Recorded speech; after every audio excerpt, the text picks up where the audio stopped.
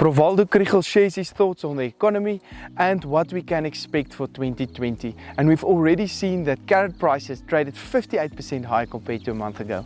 All in this week's video, so make sure to stay tuned. Welcome to this week's AMT Fresh Produce Outlook on the markets.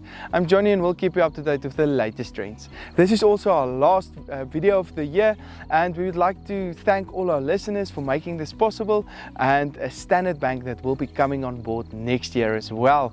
We wish you a Merry Christmas from AMT's side and a Happy New Year, and hope to keep you informed in the next year as well.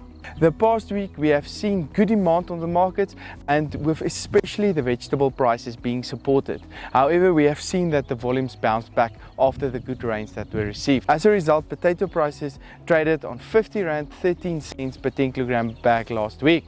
Tomato prices increased by 2% to R9.59 per kilogram last week. Volumes are still low this week, and we're expecting prices to stay on a high level. However, it may start trickling downwards. Carrot prices increased by 26% the past week to R4.47 per kilogram. We are still expecting this price to trend upwards, as demand is most likely to keep these prices on a higher level. Higher onion volumes nullified the higher demand, resulting in the onion price to stay on R3.18 per kilogram. The sweet potato and pepper prices increased by 21% to R4.51 and R15.01 per kilogram respectively. The chili price traded 11% lower on R10.43 per kilogram. As was expected, fruit prices in general came under pressure, with the banana price decreasing by 5% last week to R7.86 per kilogram, while apple prices traded 2% higher on R8.90 per kilogram. Orange prices decreased by 26% to R6.02 per kilogram, mostly due to higher volumes that were received on the Johannesburg market the past week. Avo and grape prices decreased by 3% to R27.97 per kilogram and R19.01 respectively. But let's go and listen to Prof Waldo and his opinion on the economy and what we can expect for 2020. As promised, we're here with Professor Waldo Krugell this week again, and this week we will focus on the factors that's impacting our local economic growth, or local factors, if I can call it that. Professor, what factors are prominent in that will most likely determine economic growth for the near future?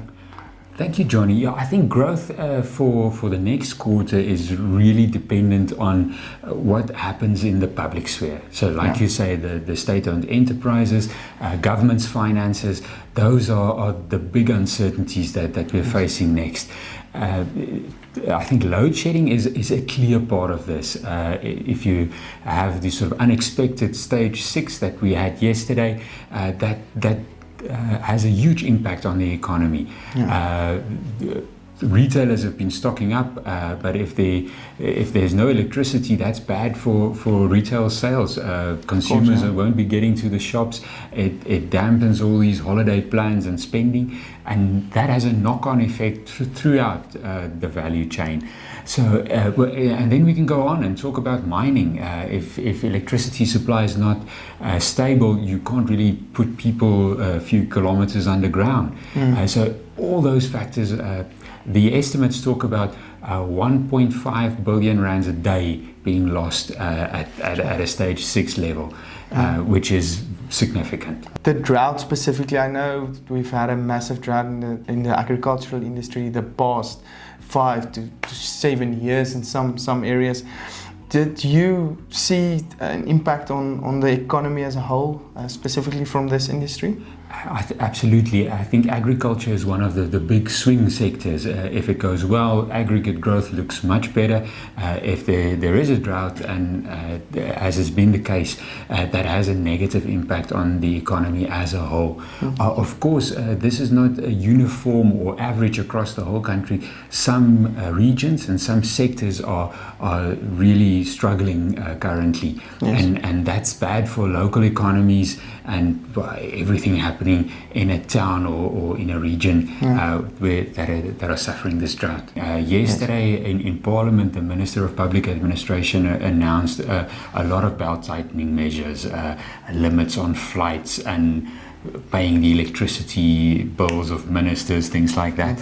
And those are really positive. And I think it has a spillover effect in showing that government is serious about fiscal austerity, and that could be good for confidence again in the private sector side.